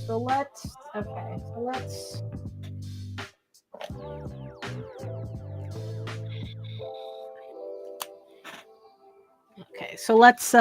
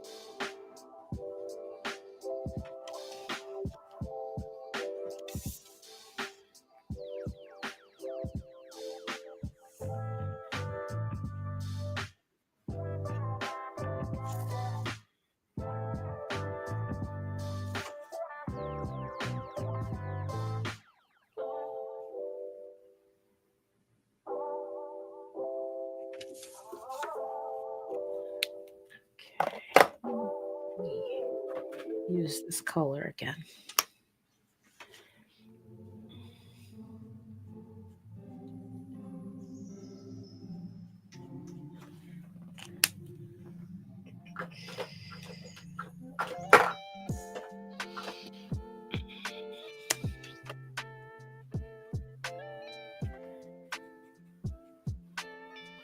Again, so now it's oh hey Grant. Let's see. Have you ever done oil painting? And if so, did you like it? The only time I've done oil painting was back in college. That was one of the required classes. I took a fine art. I have a fine arts degree. Much good that is. Yeah, I did take and yeah, I did take fine art painting, which required us to work in oils. And I guess it's like, did I like? Oh no, did I like it enough to continue with it? No. You know, but it's like, it's also not. I guess the short answer is no, I didn't like it. The thing about oil paintings is that it requires a lot of like chemicals. You know, it's like, or at least that's what I remember at the time. And it was such a lot of maintenance, you know, and it's like, I mean, I guess it's like, it just, you know, like any art supply, you know, any art medium has a certain amount of maintenance to it. Because it's like, I prefer, you know, like gouache and acrylics better, but I never got the hang of that. Like with oils, you're able to kind of like blend better. Yeah, because they are. A lot of the colors are poisonous in oils. The turpentine is poisonous. Oh, the smell of turpentine was rank. Like depending on like what supplies you used, like it was. And also what I didn't like either is that this teacher, it's like he insisted like everybody paint on like 6-foot canvases. I mean, it was just like so obnoxious. Like, what the fuck am I gonna do with a 6-foot canvas? You know? You know, well, I mean, yeah, that makes sense. It's Patrick saying it's crazy. There's some YouTube channel that pops up every often where it's some oil paint artist and she collects deadly poisonous plants, stuff with arsenic, mercury, and heavy metals. Does she make her own paints with that? Because there's a lot of people who do that. I think that they mix their own paints. Although, granted, I've seen it more with watercolors. And yeah, and if you want certain pigments, you kind of have to use stuff that wants to kill you. But yeah, I didn't prefer it. I definitely did not prefer oil painting. Like I said, I much preferred using acrylics and using gouaches, because also it's like you were working on smaller canvas. Like I said, it's like, what am I going to do with a 6-foot canvas? Right? And that's what this teacher insisted. So I don't know if it's really, if it was really like the medium that no, the medium. I didn't like the medium. No, really. You know what? Yeah, let me, no, I didn't like the medium. I did not like working with oil paints. Yes. I think let's just confirm I did not like working with oil paints. I mean, no.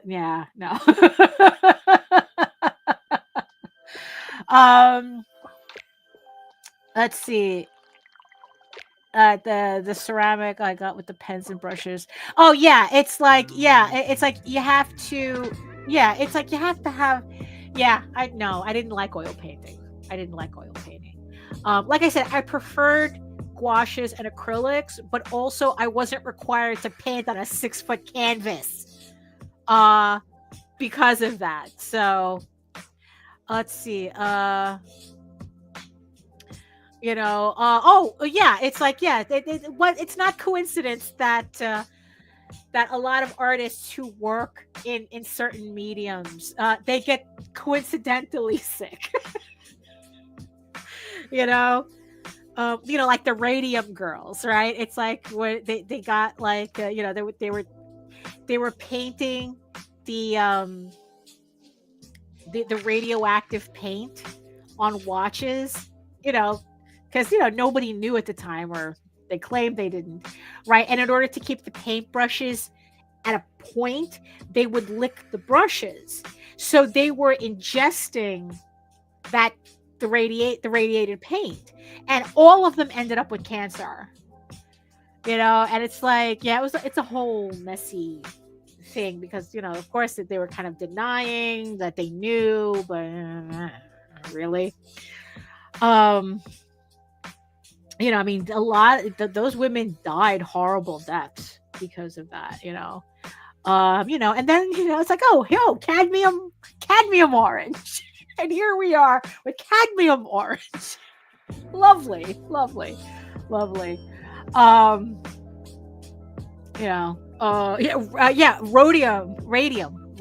Radium was a snake oil cure, at one point. Yeah, of course. Of course it was. Everything was at that point, you know, the original formula for Coke, Oh my goodness. Let's see. I feel like putting a little blue in here before we go. I feel like, I think, I don't know. I just need to, that needs to be black.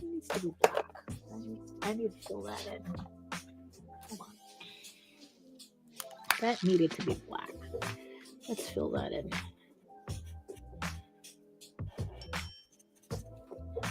Okay, much better. Yeah, so before we go, I need to put a little bit more color in this piece. So now, the thing is, though, usually I have the camera closer. I mean, it's like, I don't know how it's like you guys, if you guys are seeing this well enough.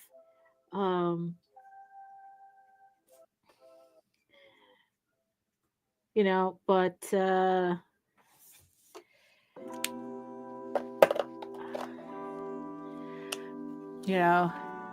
Oh, hey, so Michael, so you take care, Michael. He says, thank you for the stream. I'm going to watch the first half, by the way. Yeah, that's what the replays are for. So I hope you enjoy it. But thank you for coming. Thank you for coming anyway. Thank you.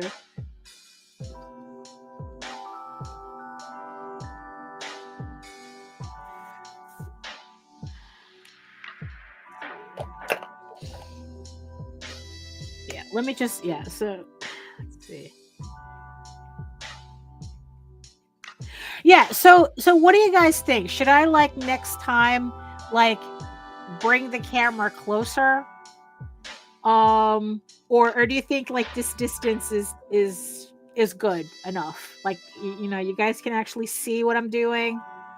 Because also there's the thing is that if I'm too close, then I don't know. That might be a problem too.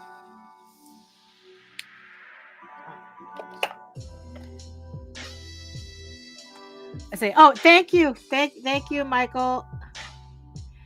Let's see.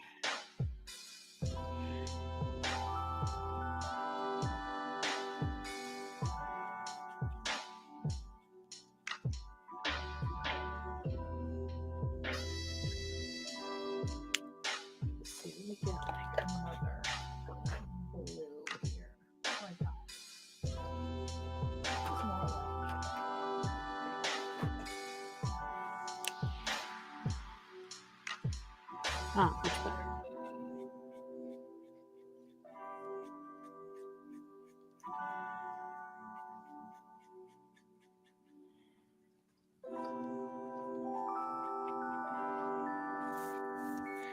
Okay, so there we go. So at least we have, Michael says, I can see it pretty well. It depends on the size of the piece. Also, I watch on a 50-inch TV too, so maybe.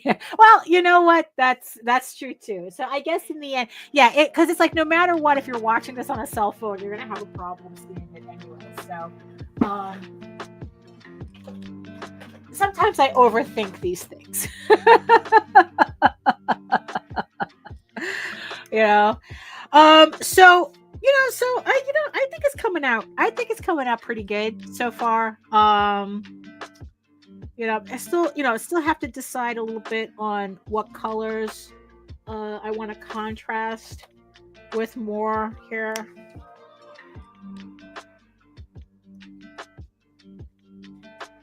There we go. But also, I actually like this setup.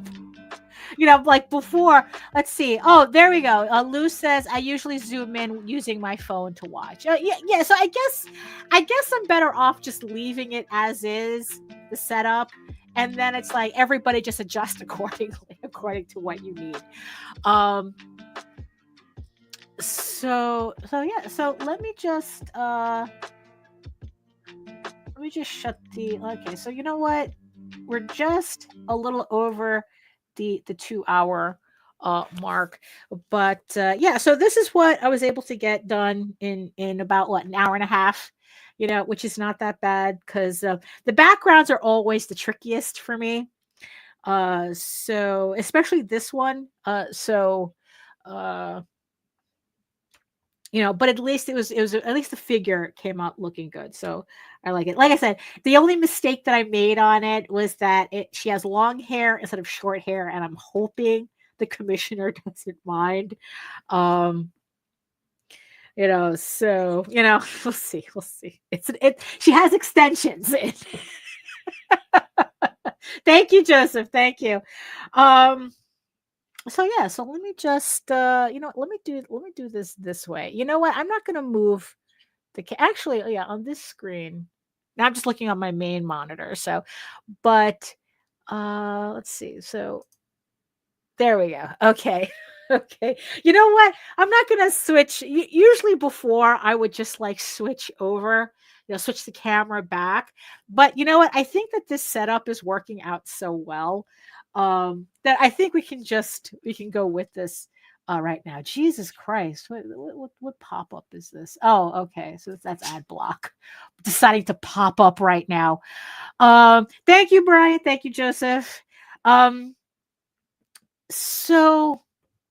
I guess this setup, even though it was kind of a last minute thing, I was able to swipe the monitor this morning, and I was able to get it set up. So for a last minute setup, I think it worked out really well.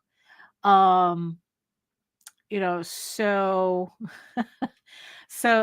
so I'm still gonna have to think about how I'm going to finalize this, but it definitely works with the drawing table here and the monitor there. So definitely, because it really is a different vibe when I'm able to react to all your comments as they're coming in, instead of just kind of like having to do this every like 10 minutes just to get everybody's, comments. Of course, the whole like bringing it up on the screen, is still an issue or else I'd be stopping. I'd be doing even less work. So, but I think I think we're doing okay. I think we're doing okay here. So, oh boy. So that's So let me just let me do this. Let me close that. Hold on.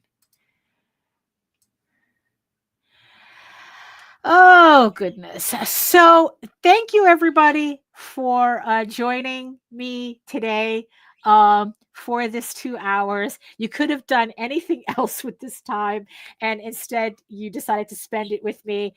Thank you so much. I'm very appreciative of that. Thank you so much to everybody in the chat, adding your 2 cents in this economy. Thank you so much for keeping me company while I'm doing my work here. yeah. So yeah. Let's see. Oh. Oh yeah, but this Patrick says, to be honest, watching you or any artist work on a personal piece always invokes when Paul Frees talks about the skills of sculptor and talents of the artist. Well, technically, this is not a personal piece. This is actually commission from the House of Bob campaign. But you know what? It's all good.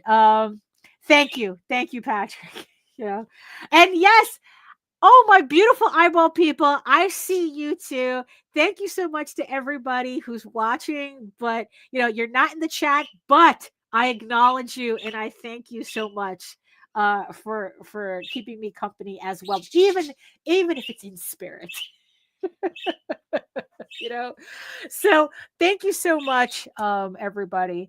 And yes, so I guess you can tell it's been a while since I've done this. So if you want to learn more about me and my artwork and my upcoming campaigns, you're going to head on over to my main portfolio site at egoworks.com, EGOWORKS. You can find links to all of my galleries and social media sites, but I mostly post to Facebook if you're interested in seeing sketches and current work in progress, and also this finished piece. Well, this piece, when I'm finished with it, I'll post it on Facebook so everybody can see what the final piece looks like. And I will be back on Friday with Nita, hopefully if she's feeling better, for the vlogs at 11 a.m. Eastern. And again, it's like, make sure you subscribe to my channel so that I can get back into doing these live streams more regularly every Wednesday at 4 p.m. Also, remember, let's see that. Hold on. Also, remember. Also, I'm telling you to remember when I'm forgetting. Remember that you could read both Eager Raven and Tall Tales on Webtoon for free. Eager Raven updates every Tuesday, and Tall Tales, if you prefer your fantasy to be more of a Lord of the Rings adventure with furries, that updates every Thursday on Webtoons. I think we're in issue 3 on both of these series right now. So if you want to read both these series from the beginning, check out on Webtoons. So that's it for me. Again, thank you so much for joining me and keeping me company while I work. And I usually, I have yet to come up with a quippy ending line for this, but all I can do, just be better today than you were yesterday, and be better tomorrow than you were today. How about that? It's like, I think we're going to just stick with that. So thank you so much again, and I'll see you next time. If I could figure out, where's my cursor? Oh, there it is. Bye. You are all weirdos.